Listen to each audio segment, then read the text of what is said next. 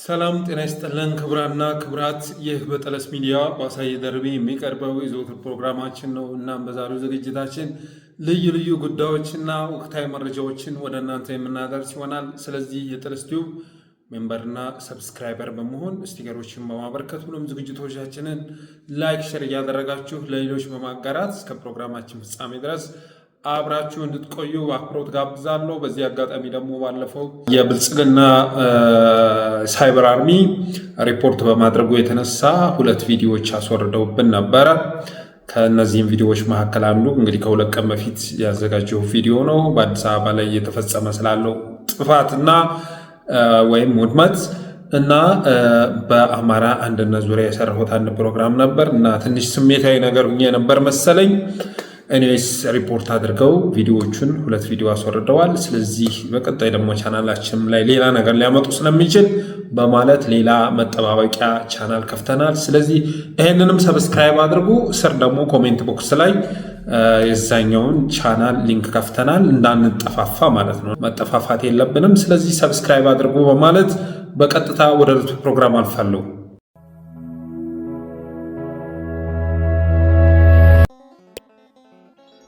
እንግዲህ ከተለያዩ ቦታዎች ላይ የድል ዜና እየመጡ ነው።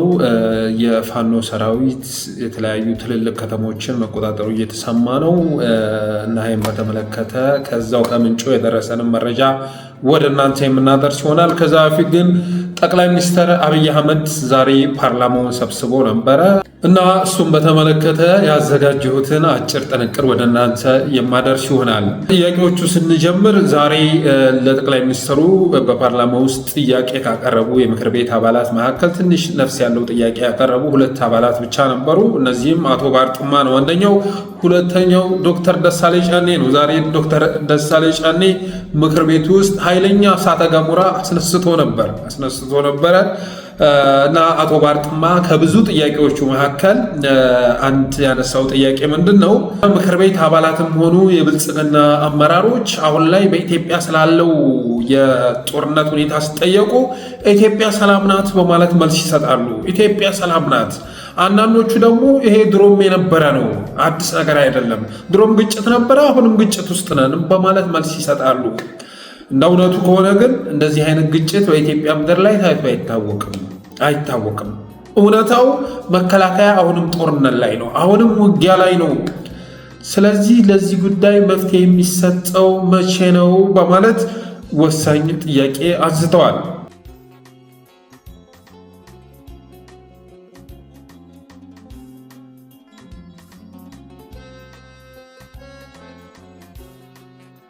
መቼም ስለ ጦርነት ለእርሶ መንገር ለቀባሪ ማርዳት ነው። እርሶም እንደሚሉት እኔም የማምንበት 2 ዓመት ከምንዋጋ 20 ዓመት ብንወያይ ይሻላል። ከቅርብ ጊዜ አንዳንድ አባሎቻችሁና አመራሮች ሀገራችን ፍጹም ሰላም ናት ብለው ይናገራሉ። አንዳንዶቹ ጦርነት ድሮም ነበረ፣ አሁን ከመቼም ይሻላል ይላሉ።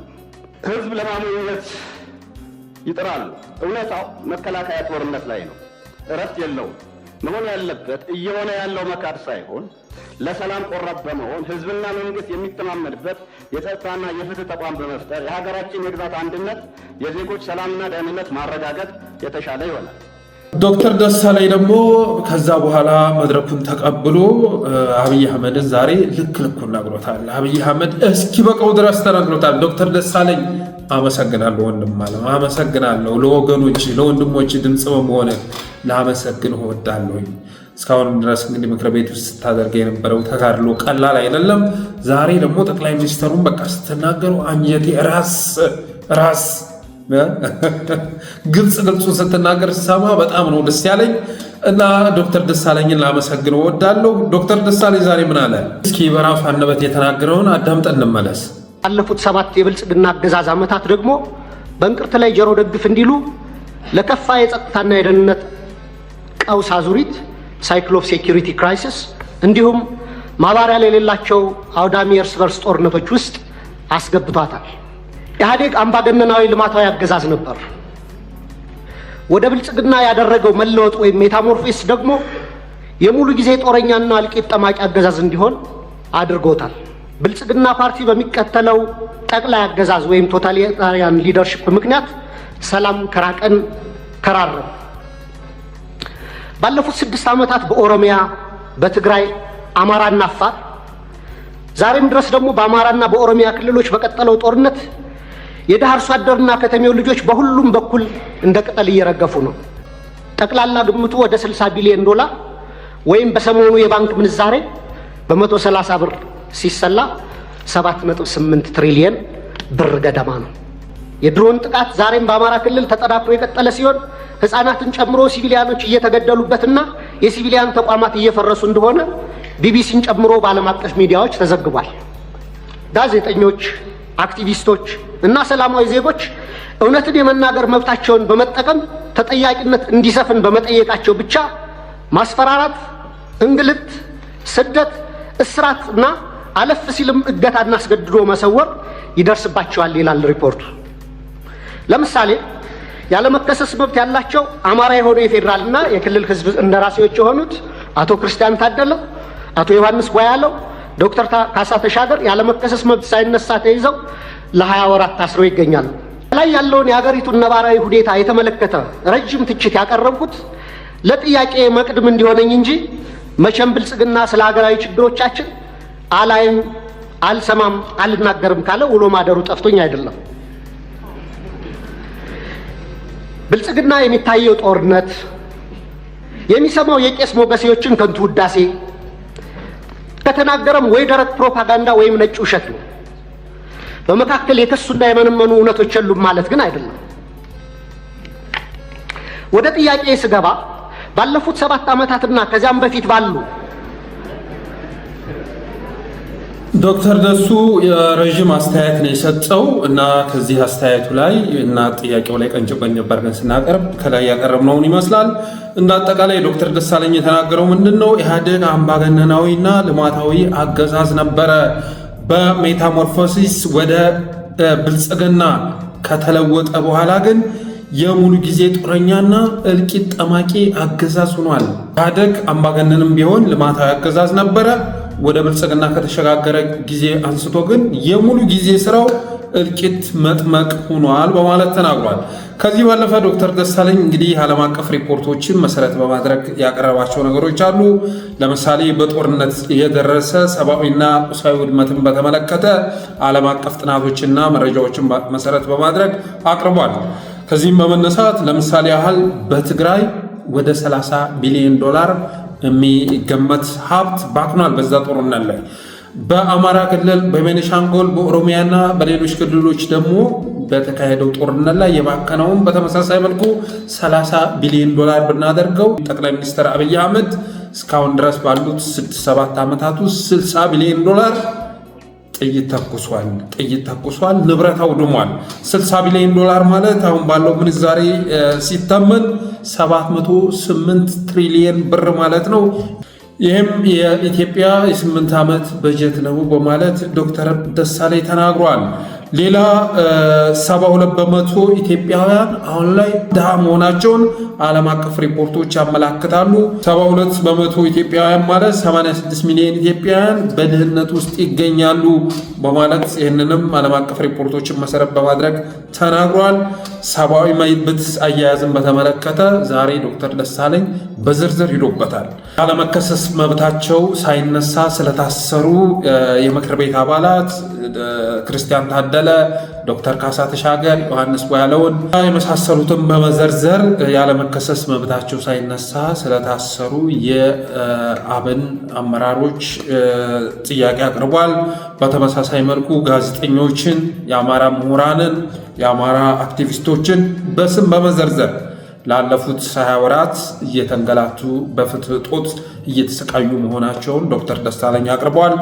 የዘገየ ፍትህ በዛው ተዳፍኖ እንደቀረ ይቆጠራል በማለት ለወንድሞቹ ለእህቶቹ ማቅረብ ያለበትን ጥያቄ አቅርቧል እና አጠቃላይ ዶክተር ደሳለኝ ያው የሰማችሁ ስለሆነ መድገም አያስፈልግም። በዝርዝር የብልጽግናን ማንነት የጠቅላይ ሚኒስትሩን ገመና ካቀረበው በኋላ ረዥም ትችት ያቀረብኩት የኢትዮጵያን ችግር አላይም፣ አልሰማም፣ አልናገርም ብሎ የተኛው ብልጽግና ያዳምጠኛል ብዬ አይደለም።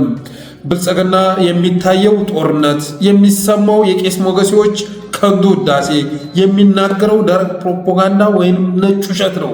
ስለዚህ ቄስ ሞገሴ ካልተናገረ በስተቀር ጠቅላይ ሚኒስትሩ ይሰማኛል ብዬ አላምንም። ነጭ ውሸት ካልተነገረ፣ ባዶ ከንቱ ውዳሴ ካልቀረበ በስተቀር ጠቅላይ ሚኒስትሩ የኔን ስሞታ የኔን ጥያቄ ያዳምጣል ብዬ አይደለም በማለት ከተናገረ በኋላ ወደ ጥያቄው ላይ አመራ ሲል ከፍተኛ የሆነ ጫጫታ ተሰምቷል። ምክር ቤት ውስጥ ስሜታቸውን መቆጣጠር የተሳናቸው የምክር ቤት አባላት በጫጫታ ሲያቋርጡ ሰምተናል። ይሄ ምክር ቤት ያው የተለመደ ነው። ከዚህ በፊትም ያን የአስቸኳይ ጊዜ አዋጅ አውጀው አማራን ሊያወድሙ ሲዘጋጁ አቶ ገዱ አንዳንድ ጥያቄም የማይፈልጉትን ነገር በመናገሩ የተነሳ በጫጫታ ሲያቋሩጥ አካሄድ ለራሳቸው አካሄዱ ጠፍቷቸው ኢትዮጵያን የምትሄድበት ያሳጡ ኢትዮጵያን ወደ ቁልቁለት እንትን ውስጥ እያስገቡ ያሉ ሰዎች አካሄድ እውነት እንዳይናገር ጠቃሚ ነገር እንዳይነገር ሲያቋርጡት ነበር እና ዛሬም በተመሳሳይ መልኩ ዶክተር ደሳለኝ ጫኔን ለማቋረጥ ጥረት ሲያደርጉ ተሰምቷል። ግን ዶክተር ደሳለኝ በተረጋጋ ሁኔታ ገልመጥ ብሎ አይቷቸው ወደ ጥያቄው ገብቷል። በጥያቄውም እንግዲህ አማራ ክልል ያለውን ጦርነት፣ የሰብአዊ መብት አያያዙን፣ ብልጽግና እየሄደበት ያለውን ጎዳና ሁሉ ለማመላከት ሞክሯል።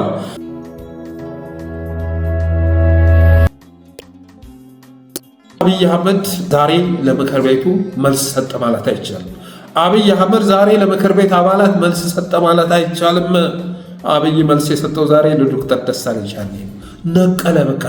ጠቅላይ ሚኒስትሩ ያለበትን ቦታ ረሳው። እንግዲህ አዳራሹ ከላይ ፈረንጆችም ምንም ተደርድረው ይታያሉ። ብዙ ተጋባዥ እንግዶች አሉ፣ የምክር ቤት አባላት አሉ። እነሱም ሁሉ ግን አብይ አህመድ ረሳቸውና መልስ ሲሰጥ የነበረው፣ ሲገላመጥ የነበረው፣ ሲያንቋሽሽ የነበረው፣ ሲሳደብ የነበረው ዶክተር ደሳለኝ ጫኔ ነው እና አብይ አህመድ ዛሬ ከሰጠው ማብራሪያ መካከል ረዥሙን ሽፋን የሰጠው ዶክተር ደሳለኝ ላቀረበው ጥያቄ ነው። ጠቅላይ ሚኒስትር ፊቱ፣ ሙዱ፣ ሁሉ ነገር ተቀያየረ። ሙዱ ሁሉ ቀዘቀዘ። በቃ ቀዘቀዘ። የሆነ ሰዓት ላይ ጋላ አለ፣ ከዛ ቀዘቀዘ። ስቅን እንደዚህ ስሜቱን መደበቅ የማይችል ስስ የሆነ ቆዳ ያለው ጠቅላይ ሚኒስትር በኢትዮጵያ ምድር ላይ ታይቶ የሚታወቅ አይመስለኝ። ስስ የሆነ ቆዳ ያለው በቃ ሙዱም ቆዳውም ሁሉም ነገር ተቀያየረ። ዶክተር ደሳለኝ ጥያቄ ስለጠየቀ ማለት ነው። የሀገር እኮ ውዳሴ ምናምን ሲያዘንቡለት እኮ ቆይተዋል። እነዚህ የሆኑ ምስኪን ሴቶች አሉ ተጽፎ የሚሰጣቸው ያችን እያነበቡ ሲያወድሱት ነበር አብዛኞቹ የምክር ቤት አባላት። ግን ከዛ መካከል ፍሬ ያለው አንድ አስተያየት የሚሰጥ ዶክተር ደሳለኝ በመምጣቱ የተነሳ ሙዱን ሁሉ ክንት አደረገው ነው የምላችሁ። እና ወደ ጠቅላይ ሚኒስትሩ መልስ እንግዲህ ሲሸጋገር ሹፈት ነው። በጣም ሲያሾፍ ነበረ። ዶክተር ደሳለኝ ባቀረበው ጥያቄ ዙሪያ ሲያሾፍ ነበረ። ሌላው አስገራሚው ነገር እንግዲህ በትግራይ፣ በአማራ፣ በኦሮሚያ የሚደረጉ ጦርነቶች እያለ ዶክተር ደሳለኝ ዘርዝሮ ነበር እና ልክ እንደ አክቲቪስት እነ አበበ ቶላ፣ እነ ናትናኤል፣ እነ ቶማስ ቸቻው፣ እነ ጌትነት አንማው እንደሚያደርጉት ሁሉ እንደ አክቲቪስት ወደ ብሽሽቅ ሲገባ ታይቷል ጠቅላይ ሚኒስትሩ። እስኪ ሰምተነው እንመለስ።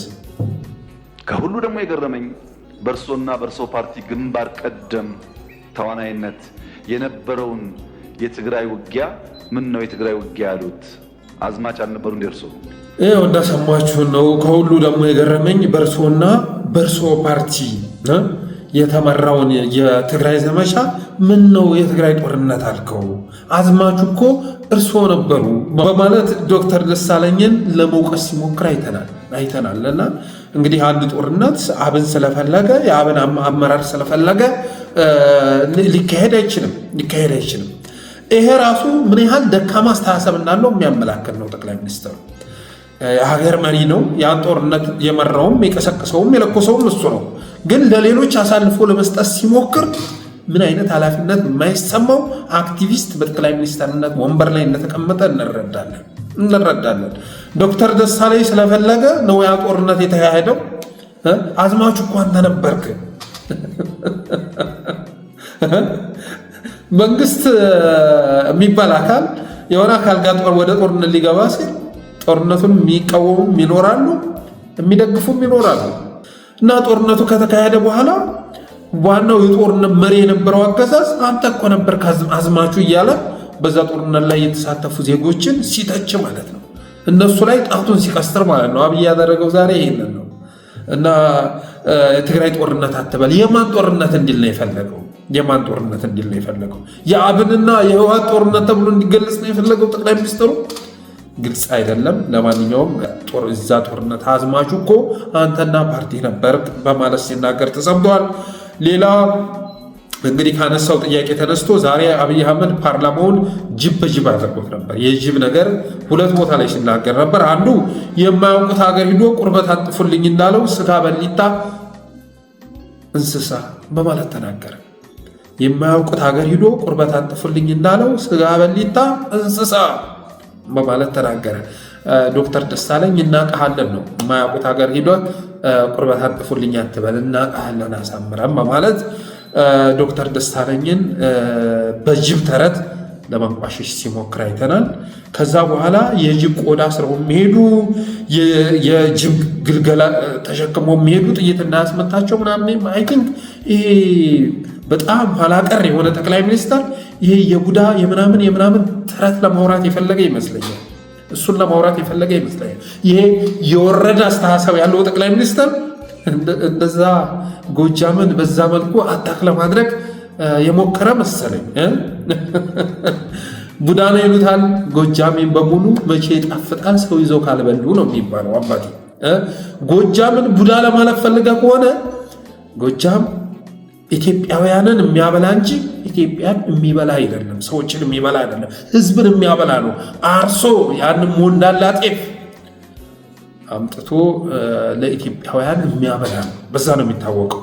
ጎጃም የጸጋ ምድር የተሸከመ ኩሩ ህዝብ ያለበት ኩሩ አማራ ያለበት ህዝብ ነው እና ምን አይነት ጥራዝ ነጠቅ አስተሳሰብ እንዳለ የተረዳው ዛሬ በዚህ ነው። ጠቅላይ ሚኒስትሩ እንግዲህ ስንት ቦታ ላይ ጅብን እናነሳ ማለት ነው።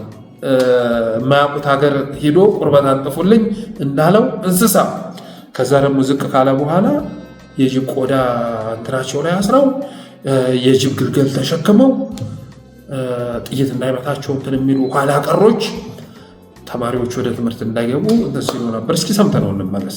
እነዚህ ሳቢዎች የማያውቁት ሀገር ሄዶ ቁርበት አንጥፉልኝ እንዳለው ስጋ በሊታ ያስመስለዋል። ትምህርት ምን ያደርግላቸዋል? የጅብ ቆዳ እጃቸው ላይ አስረው ጥይት አይመታንም ብሎ የሚታገሉ ሰዎች ትምህርት ምን ያደርግላቸዋል? በቅርቡ አንድ ቦታ ላይ የጅብ ግልገል ተሸክመው ሲሄዱ አገኘናቸው። ለምን ሲባል ጥይት እንዳይመታን እና እነዚህ ድንቁርና ጌቶች ትምህርት እንዳይስፋፋ በብዙ እየጎዱን ይገኛሉ። እንግዲህ ምክር ቤቱን ፓርላማውን የቤት አራዊት አድርጎት ነበር፣ የጅብ መናኸሪያ አድርጎት ነበር እና ዓላማው ግልጽ ነው። ይህንን መደባበቅ መሸፋፈን አያስፈልግም። ጠቅላይ ሚኒስትሩ ማስተላለፍ የፈለገው ሀሳብ ዶክተር ደሳለኝን በቃ በሌላ ነገር በአሽሙር በምን ብሎት ብስጭቱ ሊወጣለት ስላልቻለ ቡዳ የሚል መልእክት ማስተላለፍ ፈልጓል። አንተ ቡዳ ብሎ መናገር ነው የፈለገው ጠቅላይ ሚኒስትሩ እና እነዚህ አይነት ተራ አስተሳሰብ ላለው ጠቅላይ ሚኒስትር መልስ መስጠት እንጂ ማድበስበስ ተገቢ አይደለም። እና መታወቅ ያለበት ነገር ጎጃም ኢትዮጵያን የሚያበላ ነው፣ የኢትዮጵያ ሕዝብ የሚያበላ ነው እንጂ ጠቅላይ ሚኒስትሩ ባለው መልኩ የሚገለጽ ህዝብ አይደለም። በጣም ስልጡን የሆነ ህዝብ ያለበት በጸጋ የተትረፈረፈ ምድር ያለው ህዝብ ነው የጎጃም ህዝብ። እኔ ከዚህ በፊት ቲክቶክ ላይም ዩቲዩብም ላይ አንድ ቪዲዮ ሰርቼ ነበር። ከሰሞኑን አንዳንድ ኃላፊነት የማይሰማቸው ውርጋጦች የጎጃም አማራ ላይ አፋቸውን ሲከፍቱ ስለሰማሁ እንዲህ ማለት ወደድኩኝ። ቡና የሚፈልግ ጅማና ከፋ፣ ማር የሚወድ ሸካ፣ አሳ የሚወድ ዝዋይ ወይም ሐዋሳ፣ ቅቤ የሚፈልግ ሸዋ፣ ሰሊጥ የሚፈልግ ጎንደር፣ ጮማ የሚፈልግ ሐረር፣ ቁንጅናና ነዳጅ የሚመስጠው ወሎ፣ በርበሬ የሚፈልግ ስልጤና ማረቆ፣ ስንዴና ገብስ ያማረው አርሲ፣ ባሌ ወይም ደብረ ብርሃን፣ ወተት የሚወድ ሰላሌ፣ ዳንኤል ብርሃንን የሚፈልግ ወርቅ የሚፈልግ ትግራይ፣ ፍራፍሬ የሚመቸው አርባ ምንጭ ብሄድ ጥሩ ነው። ሁሉንም ነገር በአንድ ጊዜና በአንድ ቦታ የሚፈልግ ግን ጎጃም ከመገኘት ውጭ አማራጭ የለውም። ማኛ ጤፉ፣ አሳው፣ ስጋው፣ የዘጌ ቡናው፣ በርበሬው፣ ወተቱ ቅቤው፣ አትክልትና ፍራፍሬው፣ ማሩ፣ ሙያው፣ ወንዝና ሐይቆ ምን ብዬ ልንገር ወንድም አለም ኢትዮጵያን ስናካልል እንደ ጎጃም አማራ ሁሉንም ጸጋዎች የያዘ ምድር በኢትዮጵያ ምድር ላይ አላጋጠመንም። እናም ጎጃም ቡዳ ሆኖ ጸረ አማራዎችን ሲቀረጣጥፍ እንዳየው ሁሉ በጸጋውና በተፈጥሮ ደግሞ ኢትዮጵያውያንን የሚቀልብ ታላቅ ህዝብ ነውና አፋችሁን አትክፈቱ ማለት ፈልጋለሁ። አመሰግናለሁ። የፌዴራል መስሪያ ቤት ሰራተኛ ያለው ክልሎችን በሙሉ ተንቀሳቀሻ አይቻችኋለሁ፣ በሙሉ ማለት ነው። እና እንደ ጎጃም ምድር ግን በሁሉም ነገር የተትረፈረፈ ምድር አይቻለቅም። በሁሉም ነገር ደግሞ ምድሩን ብቻ እንዳይመስል ፍጥሩም ጭምር ማለት ነው። ፍጥሩም ጭምር በሁሉም ነገር የታደረ ነው እና አንዳንድ ቦታዎች ላይ ስትሄድ የየራሳቸው የሆነ በረከት አላቸው። አፋር ብትሄድ ጨዋ አለ። ሁሉም ቦታ የምታገኘው በረከት አለ። ሁሉም ነገር ሁሉም ጸጋ ግን በአንድ ቦታ ላይ ማግኘት ከፈለክ ጎጃም ሂድ። አሳውን ከፈለክ፣ የዘጌ ቡናውን ከፈለክ፣ የደብረ ማርቆስ እና የመሳሰለውን በርበሬውን ከፈለክ፣ ሞንዳላ ጤፍ ከፈለክ፣ ጤፍ ብቻ አይደለም እንጀራ ራሱ ከፈለክ እንጀራ የጎጃምን ጤፍ አብኩተህ አዲስ አበባ ላይ የምትጋግረው እነሱ ለሚጋግሩት እንጀራ ሊሆንልህ አይችልም። ለምን? ውሃውም የተለየ ነው፣ ምጣዳቸው የተለየ ነው፣ እጃቸው የተለየ ነው እና ሙያው ቀጤማውን ነስነስነስ አድርገው ያንን የዘጌ ቡና ያፈሉት ጊዜ ጥበብ ይጠራሃል ነው የምልህ። ጥበብ ይጠራሃል። እና ተፈጥሮ ከፈለክ መዝናናት ከፈለክ እዛ ጋር ጣናን ታገኘዋለህ፣ ተጋርሞ ታገኘዋለህ። ጾመኛ ከሆንክ በየአይነቱን ከአባይ ዳር የተቆረጠ ቃሪያ አምጥተው እዛ ጋር በየአይነቱ ላይ ነስነስ አድርገው ሲያቀርቡት ገና ሳትበላው ትጠግባለህ። እና ይህንን ህዝብ ነው እንግዲህ ዛሬ ጠቅላይ ሚኒስትሩ ወይም ዶክተር ደሳለኝን ቡዳ ማለት መፈለጉን በሚገልጽ መልኩ የጅብ ነገር እያነሳ ሲያብጠለጥለው የነበረው እና ዞሮ ግን ጠቅላይ ሚኒስትሩ ይሄንን ነገር በመናገሩ ማንም የሚሰማው ኮንፊደንስ ያለው ህዝብ ነው ያለው። አማራ ህዝብ ኮንፊደንስ ያለው ህዝብ ነው። ጎጃሚ ኮንፊደንስ ያለው ህዝብ ነው እና አላማው ቢገባንም የጠቅላይ ሚኒስትሩን ታናሽነት ብቻ ነው እኔ መረዳት የቻልኩት ማለት ፈልጋለሁ። ሌላ እንግዲህ ዶክተር ደሳለኝ ስለ ቄስ ሞገሴ አውርቶ ነበረ። የቄስ ሞገሴዎችን ከንቱ ውዳሴ ከማዳመጥ በዘለለ እንደዚህ አይነት መሰረታዊ ጥያቄዎችን ማዳመጥ አትችልም በማለት ጠቅላይ ሚኒስትሩን ተናግሮን ነበር። ከዛ ጠቅላይ ሚኒስትሩ መልስ ሲሰጥ ምን አለ? እኛ ሰፈር ፊት አውራሪዎች የሉ። ቄስ ሞገሴዎች ምን ያደርጋሉ? ቄስ ሞገሴዎች እኮ ፊት አውራሪዎች ባሉበት ቦታ ላይ ነው የሚገኙት። እኛ ጉዱ ካሳዎች ነን። እኛ ሰፈር ያሉት ጉዱ ካሳዎች ናቸው በማለት ተናግሯል። በእርግጥ የኦሮሞ ፊት አውራሪዎች በጣም በርካታ ነበሩ እና ሀብተ ጊዮርጊስ እንድነግድ ማንሳት ይቻላል። በጣም በርካታ የአፄ ምኒልክ ፊት አውራሪዎችም ኦሮሞዎች ነበሩ። እኛ ሰፈር ግን ፊት አውራሪዎች የሉም በማለት ራሱን ከጉዱ ካሳ ሰርታ ለማሰለፍ ሞክሯል። ግን እንደ አብይ አህመድ ያለ ማቴሪያሊስት የሆነ በጣም ዓለማዊ የሆነ በጣም ተራ የሆነ አስተሳሰብ ያለው ሰው በጉዱ ካሳ ሊወከል የሚችልበት አግባብ የለም። ትናንት ናፋቂዎች አይደለንም፣ እኛ ነገ ናፋቂዎች ነን። ትናንት የሚናፈቅ ነገር አልነበረንም። ትናንት የማትናፍቀው ቅልጥ ያልክ ያው የወጣበትም ቤተሰብ የሚታወቅ ስለሆነ ማለት ነው። ምን አይነት አስተዳደግ እንዳለ ይታወቃል። አጭበርብረህ ምን ብለህ ነው እዚህ ጠቅላይ ሚኒስትር የመጣው? ከትምህርት ማስረጃ ጀምሮ በማጭበርበር የተሞላ ነው እና ትናንትን ልትናፍቀው አትችልም። ለማንኛውም ግን ቄስ ሞገሴዎች የሚውሉት ፊት አውራሪዎች ሰፈር ነው እና እዛው ሰፈር ፈልገው በማለት ሲመልስ ተሰምቷል። አንድ እግር ፓርላማ፣ አንድ እግር ጦር ሜዳ ላይ አድርጋችሁ የምትንቀሳቀሱ በማለትም ዶክተር ደሳለኝን ሲያንጓጥጠው ነበር። አንድ እግራችሁን ፓርላማ ተክላችሁ አንድ እግራችሁን ጦርነት ቦታ ላይ ያደረጋችሁ በማለት ሲናገር ነበር። የታሰሩ ሰዎችን ይሄ ፓርላማ ስንት ጊዜ ጎበኛቸው?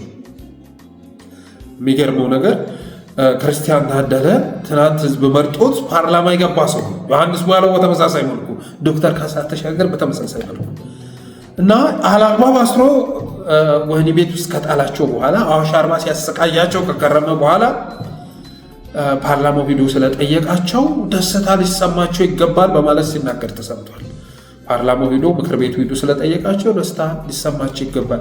በኢህአዴግ ጊዜ እኮ አንድ ሰው ከታሰረ በኋላ የት እንደከረመ እንኳን ቤተሰቦቹ ቀርቶ እሱም አያውቅም ነበረ። አይኑን ተጨፍኖ የሆነ ጨለማ ቤት ይጣላል። ሲፈታ ከዓመታት በኋላ እንደገና ቤተሰቡ ጋር እንዲቀላቀል ይደረጋል። አይኑ እንደተሸፈነ ማለት ነው። ሌላ በጣም የገረመኝ ጉዳይ የእርሶ መንግስት በቄስ ሞገሴዎች ውዳሴ ያሉት እኛ ሰፈር ፊት አውራሪ መሸሻ የሉም፣ ቄስ ሞገሴዎች ምን ያደርጋሉ ነው።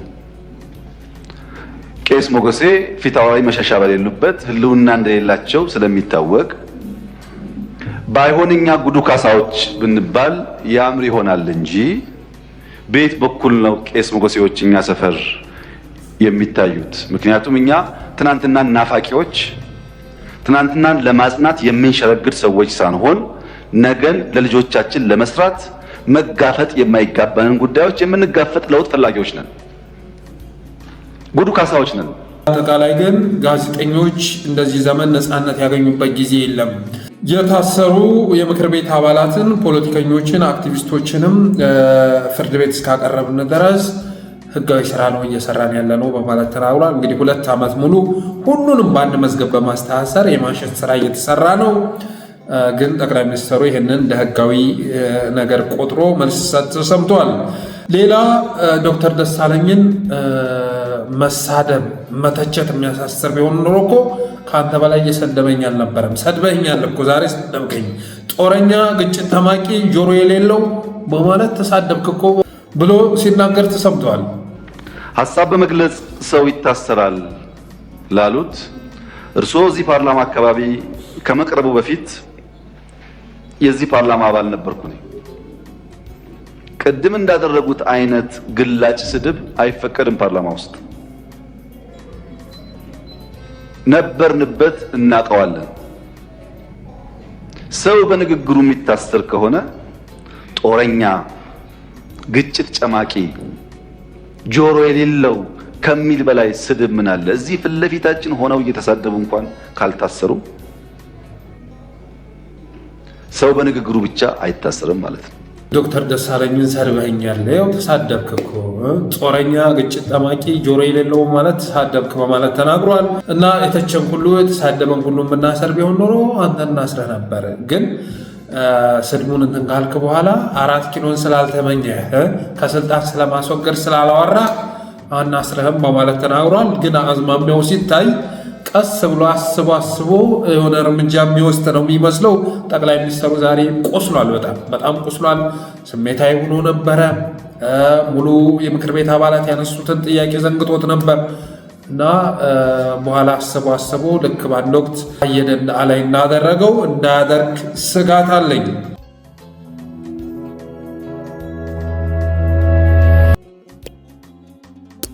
ከዚያ በማስከተል ደግሞ ዶክተር ደሳለኝ እንደተናገረው ጠቅላይ ሚኒስትሩ ወደ ደረቅ ውሸቱ ወደ ባዶ ፕሮፓጋንዳው ተሸጋግሮ ለጆሮ የማይጥሙ ነገሮችን ሲናገር ነበር። ለምሳሌ ቤት ግንባታን በተመለከተ ኢህአዲግ በ15 ዓመት ውስጥ የሰራው 160 ሺህ ቤት ነበረ፣ እኛ ግን በ5 ዓመት ከዛም የሚበልጥ ቤት ሰርተናል በማለት ሲናገር ተሰምቷል።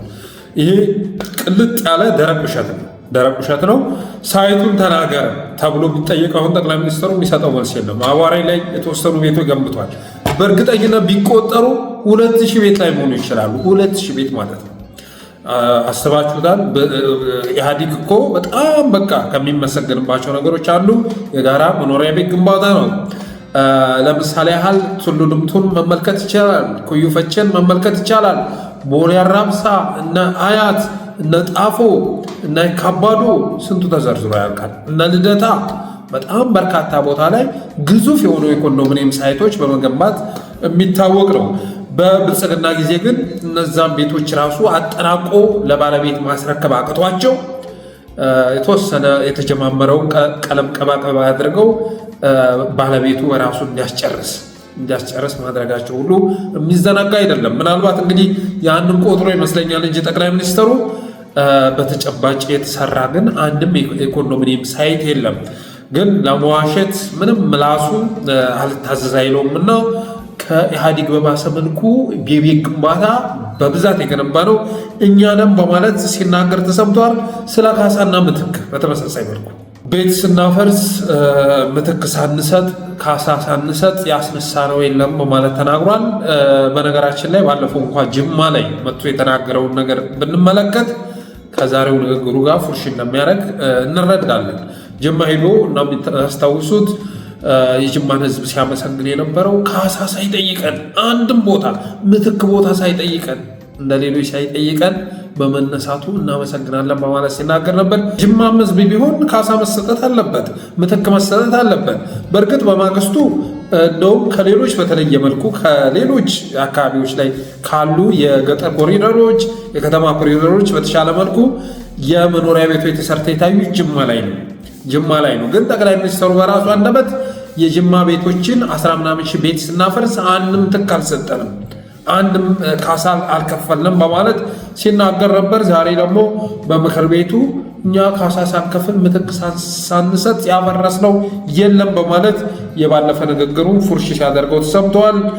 ሌላ እንግዲህ ስለ ጦርነት ያወራው ነገር ነው። ኢህአዲግ ግጭት ጠማቂ አይደለም፣ ጦርነት ወዳድ አይደለም። ለማስረጃም ያህል በ7 ዓመት ውስጥ የትኛውም አይነት ጎረቤት ላይ ጦርነት ከፍቶ ማያውቅ ብልጽግና ነው። ኢህአዲግ እኮ ሱዳን ምናምን ኤርትራ እያለ ሲዘረዝር ነበረ።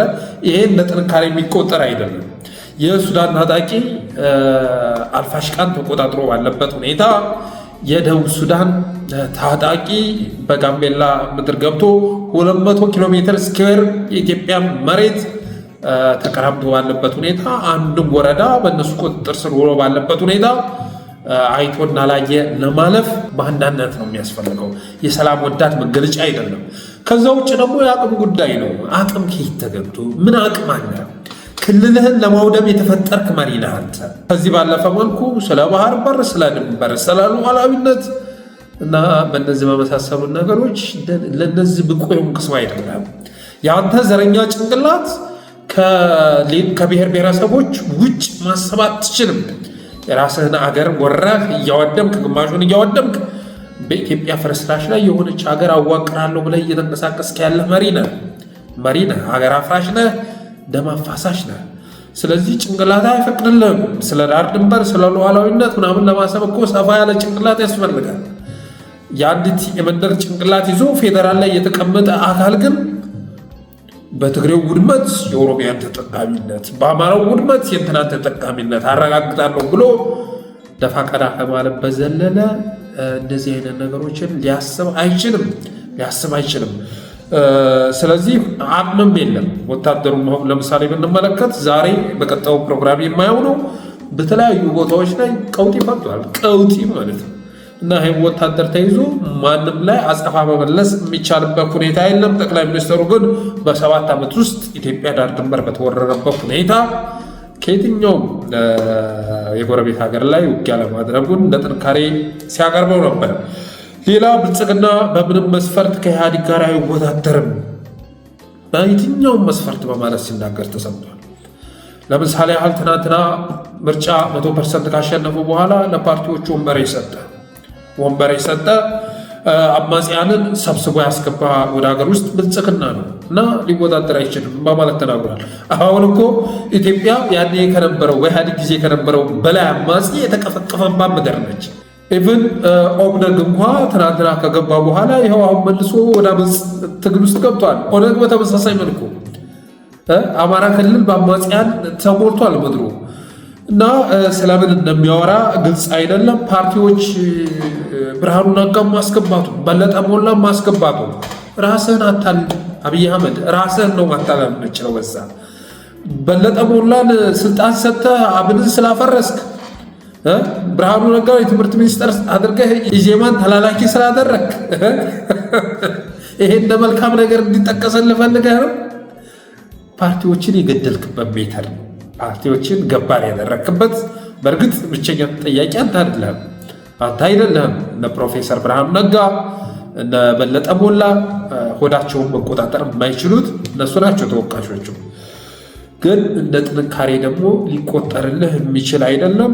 ከዛ ውጭ ግን ብልጽግና ከኢህአዲግ ጋር በምንም አይወዳደርም። በምንም ኢቨን ፕሮጀክት ፕራዮሪቲ በመስጠት ረገድ እንዴ ኢህአዲግ ማለት እኮ ወይም እንደው በመለስ ጊዜ እንኳ የነበረውን ብናስብ የወደፊት ህልምህ ምንድን ነው ተብሎ ሲጠየቅ እኮ በቀን 3 ጊዜ የሚበላ ህዝብ ተፈጥሮ ማየት ብሎ በቅድሚያ የተናገረ አብይ አህመድ እንደዛ አይደለም። ኢህአዴግ ማለት እኮ የአባይ ግድብ ግንባታን የጀመረ ነው። አብይ አህመድ ኮሪደር ነው፣ ሳር ነው፣ አበባ ነው፣ ብልጭልጭ ነው፣ ድምላይት መስቀል ነው፣ ፋውንቴን ወደ ሰማይ መንፏለን ነው፣ ውሃ መርጨት ነው። አለቀ በቃ። ምን አለ ሌላ? እነዚህ እኮ የብልጽግና ልማቶች በነገራችን ላይ ከ5 ዓመት በኋላ የሚገኙ አይደለም። በዚሁ ልክ በጀት በጅተህ እንደገና ሌላ ኤሌክትሪክ መስቀል አለብህ፣ እንደገና ሌላ አበባ መትከል አለብህ፣ እንደገና ሌላ ፋውንቴን መትከል አለብህ። እንደዛ ነው። እና የቅንጦት ፕሮጀክት ላይ የኢትዮጵያን ገንዘብ የሚያባክን ዶክተር ደሳለኝ እንደተናገረው 60 ቢሊዮን ዶላር ወይንም ደግሞ ወደ ብር ሲመነዘር 708 ትሪሊየን የኢትዮጵያ ብር በጦርነት ላይ ያፈሰሰ አገዛዝ እንዴት ነው ከኢህአዴግ ጋር ሊቆጣጠር የሚችለው? እና በግንባታም ቢታይ ኑሮስ ቢሆን ህዝቡስ እንዴት ነበር ሲኖር የነበረው? ትናንትና እኮ በጣም ተስፋ ያላቸው ሲቪል ሰርቫንቱንም ማየት ይቻላል። ሁሉም ቢሆን ትምህርት ስለመማር የሚያስብ ህዝብ ተፈጥሮን በዛሬ እኮ ዩኒቨርሲቲዎች ሁሉንም ባዶ አድርጓቸዋል እኮ ዩኒቨርሲቲዎቻችን ባዶ ናቸው። አሁን በሰልጣኝ የተሞሉት የወታደራዊ ካምፖች ብቻ ናቸው። ስለዚህ በየትኛው መስፈርት ብልጽግና ከኢህአዴግ ጋር የሚወዳደር ባይሆንም ጠቅላይ ሚኒስትሩ ግን ከኢህአዴግ የተሻልነን በማለት መልስ ሲሰጥ ተሰምተዋል። ድርድርን በተመለከተ የማጭበርበር ስራ ሲሰራ ተሰምተዋል። የአብዬን ወደ ምዬ አይነት አካሄድ ሲከተል አይተናል። ሌላ ስለ ፕሪቶሪያ ስምምነት የተናገረው ነው ያስገረመኝ ማለት ነው። እኛ ብልጽግናዎች እኮ ሰላም ወዳድ በመሆናችን እኮ ነው ያለቀ ጦርነት ያሸነፍነውን ጦርነት አቋርጠን ለድርድር ወደ ፕሪቶሪያ ሄድነው እኮ ሰላም ወዳድ ስለሆነ ነው በማለት ተናግሯል። እኛ ግን እንላለን አይደለም፣ እንደዛ አይደለም። ያለቀውን ጦርነት እንዳያልቅ ያደረግከው ህወሓት ከጠፋ አማራው በምን እያስፈራራው ልገዛው እችላለሁ አያጅቦ ከየት አገኛለሁ ብለህ እንደገና ሌላ ዙር ጦርነት እንዲያንሰራራ ስለፈቀድክ ነው። ዲዲአር እኮ ለምሳሌ በ3 ወር ባልሞላ ጊዜ ውስጥ ህወሓት ትጥቁን እንደሚፈታ ነው የሚገልጸው። የፕሪቶሪያ አግሪመንት በወራት ውስጥ እንደሚከናወን ነው። ግን ትጥቅ ሳታስፈታ የቆየው ሆን ብለህ ነው፣ አውቀህ ነው። ፕሪቶሪያ ላይ ከተስማማህ በኋላ ሀላላን፣ ሎጂ፣ ኬንያ በመሳሰሉ ቦታዎች ላይ ስትሰባሰበ የነበርከው እንደገና ኃይል አስተላለፉን ቀይረህ ትግራይ ላይ የነበረው ጦርነት እንዴት ወደ አማራ ላዛውረው ህወሓትን እንዴት ልጠቀምበት የሚል አስተሳሰብ ስለነበረ ነው። ሰላም ወዳድ ስለሆንክ ሳይሆን እንደገና አማራውን ይዤ ትግራይ ላይ ዘምቻለሁ፣ እንደገና ትግራዩን ይዤ ደግሞ አማራ ላይ ዘምታለሁ የሚል ቁማር ስለነበረ ነው። ያ እቅድህ እስካሁን ድረስ አልተሳካም። ለወደፊቱ ይሳካ ምናየው ይሆናል። ግን ዓላማው ሰላም ወዳድነት ሳይሆን እንደገና 4ኛ ዙር ጦርነት እንዲኖር ስለፈለክ ነው። በአጭሩ እንዲቋጭ ስላልፈለክ ነው ማለት ፈልጋለሁ። በአጠቃላይ ግን ጠቅላይ ሚኒስትሩ በዛሬው የፓርላማ ውሎ ላይ ቀውሶ ነበር ማለት ይቻላል። የዶክተር ደሳለኝ ጥያቄና አስተያየት ጭንቅላቱን ሰልቦት ነበረ፣ ሙሉም ገንቶበት ነበረ። ስሜቱ ሲደፈርስ፣ ቆዳው ሲለዋወጥ ሁሉ የታየበት ነው።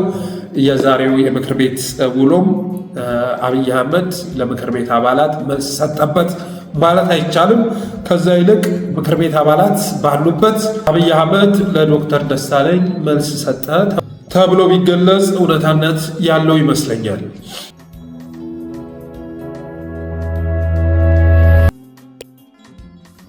ይህም ብለን ወደ ሁለተኛው ፕሮግራም ከመሸጋገራችን በፊት እንዳልኳችሁ ከዚህ በፊት ከለጥፍናቸው ቪዲዮዎች መካከል ባለፈው 2 ወርደዋል እና ቻናላችን ላይ ተደጋጋሚ ጥቃት እየተከሰተ ስለሆነ ኮሜንት ቦክስ ላይ ያለውን ሁለተኛ ቻናላችንን ሰብስክራይብ አድርጉ ማለት እንፈልጋለን። ይህም ብዬ ወደ ሁለተኛው ርዕስ ሲሻገር እንግዲህ ዘመቻ አንድነት ከትናንት ጀምሮ ታውጇል። እኛም በሶሻል ሚዲያ ትናንት ስናስጫጩ ነበረ፣ በዩቲዩብ ባንመጣም እና በትናንትናው ዕለት ብቻ በጎንደር፣ በጎጃም፣ በወሎ ምድሮች ላይ እጅግ አስገራሚ ድል መጎናጸፉን የፋኖ መሪዎችም የሰጡት መግለጫ ያመለክታል። ዛሬም በተመሳሳይ መልኩ ትልልቅ ከተሞች በቁጥጥር ስር እየዋሉ መሆናቸውን የደረሰን መረጃ ያመለክታል። ትናንት ደብረ ማርቆስን ጎብኝተዋት ተመልሰዋል ፋኖዎች። ይህንንም አሚኮ ለማስተባበል ሲሞክር ነበር። በደብረ ማርቆስ ዙሪያ ሲንቀሳቀስ የነበረው ኃይል አሳፍረን መልሰነዋል የሚል ዜና ሲያራግብ ነበር። እና ከቀበሌ ከወረዳ አጥፍተነዋል የተባለ ፋኖ ከየት እንደመጣ ሳይታወቅ ምድሩን ያጥለቀለቀበት ሁኔታ ተከስቷል። ይህንንም ብዙ ዓለም አቀፍ ሚዲያዎችም ጭምር ሲዘግቡት ነበር። ከታዋቂ ግለሰቦች መካከልም እነ ማርቲን ፕሎት ይህንኑ ዘመቻ ሲዘግቡት ሳይቷል።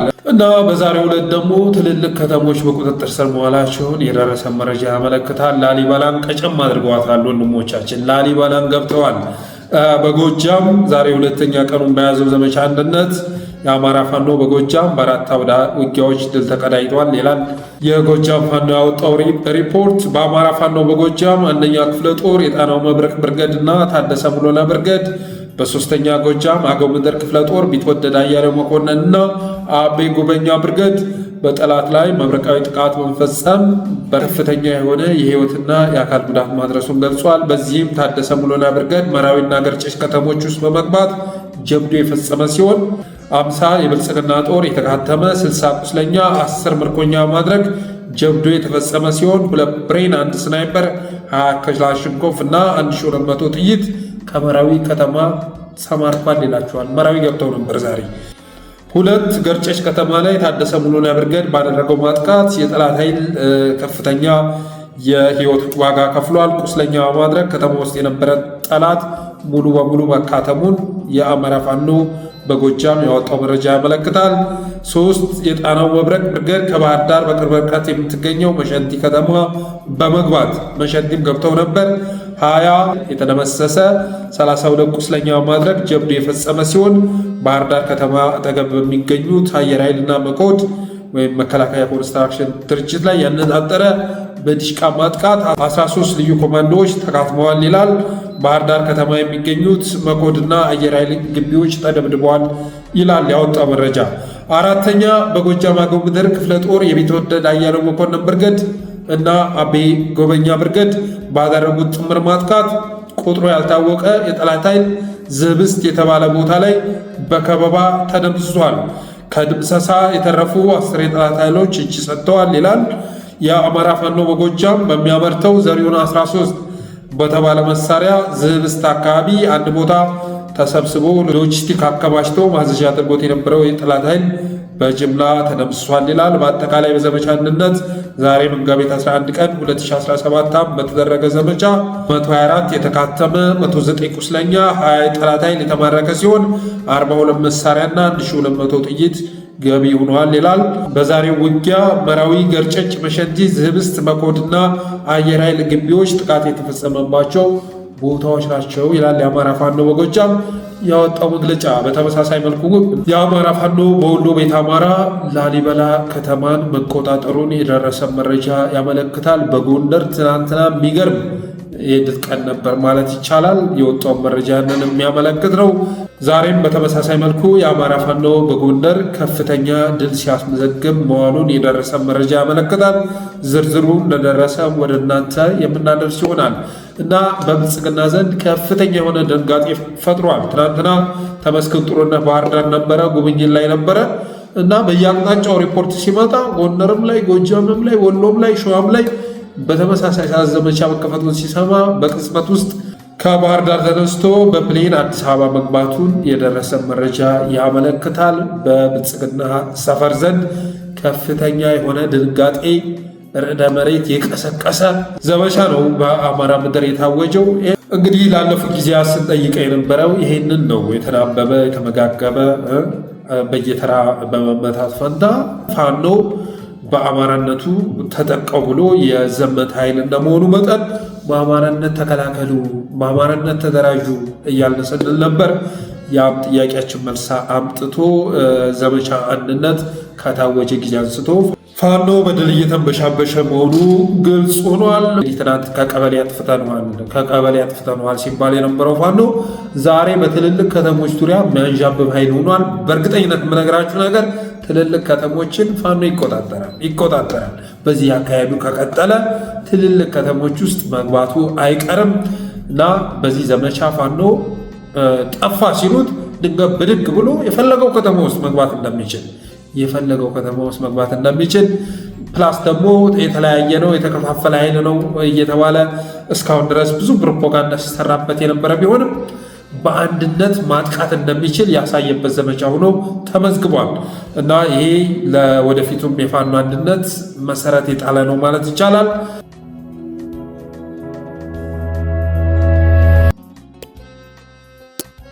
ወደ ሶስተኛው ርዕስ ስንሸጋገር አፋሕድን ይመለከታል። በተለይ ደግሞ የአፋሕድ የሳይበር ጦር በከፍተኛ ሁኔታ ከፋኖ በኩል እየመጣ ያለውን የድል ዜና ለማድበስበስ ሲሞክሩ እያየን ነው። ከብልጽግና የዲጂታል አርሚ በላይ የአፋሕድ የሳይበር አርሚ ፋኖ ያወጀውን ዘመቻ ሲቃወሙ እያየን ነው። ትዊተር ላይ ብትመለከቱ፣ ፌስቡክ ላይ ብትመለከቱ የሚመጡ የድል ዜናዎች ውሸት ናቸው በማለት ለማጣጣል ሲሞክሩ እናያለን።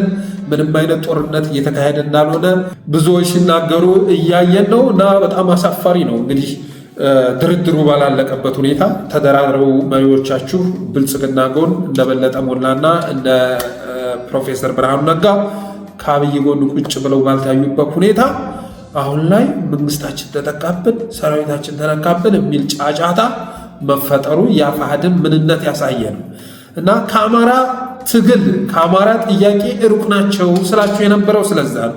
ሩቅ ናቸው እነዚህ ሰዎች። ኢቨን አንዳንድ ጊዜ ብልጽግና እንኳን የማያስተባብለውን ነገር ሲያስተባብሉ ታያቸዋላችሁ።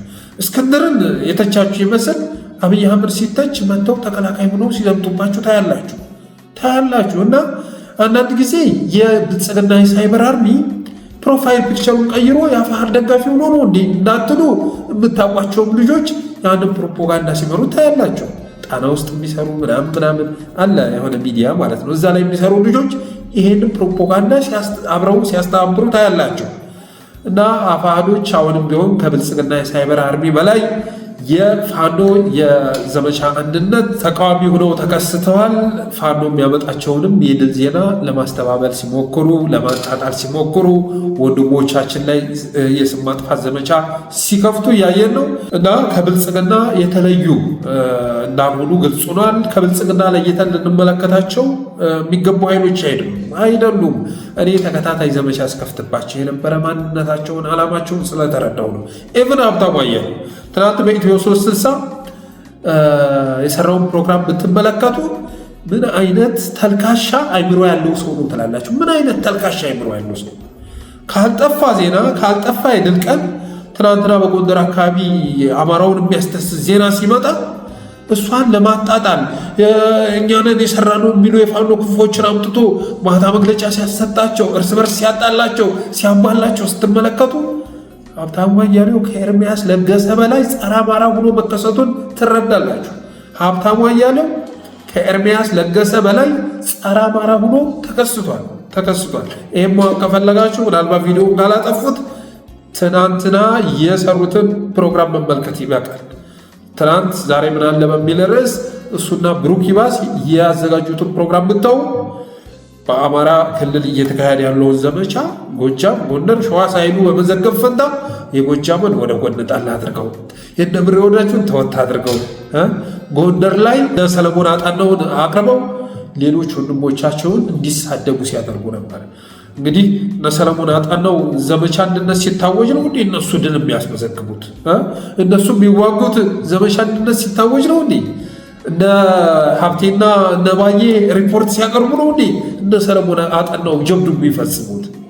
እና ሀብታሙ አያሌው ግን አሳፋሪ የሆነ መስመር ውስጥ ተሰማርቷል እና በትናንትናው ዕለትም የድል ንጥቂያ ሲያደርግ ወንድሞችን ሲያሰዳድብ እና ጸረ አማራ ፕሮፓጋንዳ ሲተፋ ምሽቷል። ስለዚህም ፕሮፓጋንዳ መመከት ያስፈልጋል ወገኖች፣ መመከት ያስፈልጋል። በዝምታ ማለፍ አያስፈልግም። አፋሕድና የሳይበር ቲሙ ብዙ ነገር እያበላሸ ነው፣ በጣም ብዙ ነገር ማለት ነው። በተለይ ዳውንት ቅንጭብት ስር ከተሰበሰቡ በኋላ ከተደራደሩ በኋላ የአማራን ትግል ቆም ብለው ለማበላሸት እየሰሩ ነው። ለምሳሌ ጎንደር ላይ ከጎንደር በኩል የሆነ ስጋት እየመጣ እንደሆነ ነግሬያችኋለሁ። ከጎንደር ፋኖ እዛ አካባቢ ከተደራጀ አንድ የፋኖ ቁራጭ የሆነ ስጋት እየመጣ መሆኑን ተናግሬያለሁ ከዚህ በፊት። ዛሬ ጠቅላይ ሚኒስትሩ የተናገረውን ስትመለከቱ ራሱ ያ ስጋቴ ተገቢ መሆኑን ትረዳላችሁ። ዶክተር ደሳለኝ ጥያቄ ጠየቀኝ ብሎ ቡዳ አይነት ትርጉም ያለው የጅብ ቀልት የጅብ ተረት በተደጋጋሚ ሲዋራ የነበረው ጠቅላይ ሚኒስትር አልዋልታ ሲዋራ የነበረው የጎጃም ወንድሞቻችንን ጀግኖቹን ዛሬ በተለያየ ቦታ ድል ሲያደርጉ የነበሩ የጎጃም ልጆችን እዚህ ጋር የጅብ ቆዳ ስረው የሚንቀሳቀሱ ጅብ ተሸክመው የሚንቀሳቀሱ እያለ ናትናኤል መኮንን ትናንት ሲነዛ የነበረውን አሉባልታ እንዳቀረቡ ሁሉ ዛሬ ጠቅላይ ሚኒስትሩ በጎንደር ጉዳይ የሰጠውን አስተያየት ስትመለከቱ አሁንም እዛ አካባቢ ያለውን ፋኖ የመጠቀም ኢንተረስት እንዳለው የተገዚ ዘመን የመጠቀም ኢንተረስት እንዳለው ትረዳላችሁ። እኔ ግልጽ የሆነልኝ ነገር ይሄ ነው። በተረፈ ግን የአፋሕድን ፕሮፓጋንዳ መመከት ያስፈልጋል እላለሁ። በተረፈ አብራችሁ ስለቆያችሁ አመሰግናለሁ። የጠለስቲው ሜምበር ይሁኑ፣ ስቲከሮችን ያበርክቱ፣ ሰብስክራይብ አድርጉ። ሰብስክራይብ ደግሞ ስታደርጉ ይሄንን ብቻ ሳይሆን ከስር ኮሜንት ቦክስ ላይ ሌላ ሊንክ አለ እንዳንጠፋፋ፣ ይሄኛው ቻናል ከተዘጋ ማለት ነው። እዛም ላይ ሰብስክራይብ አድርጉ ማለት የዛሬውን ፕሮግራሜን ቋጫለሁ። አመሰግናለሁ።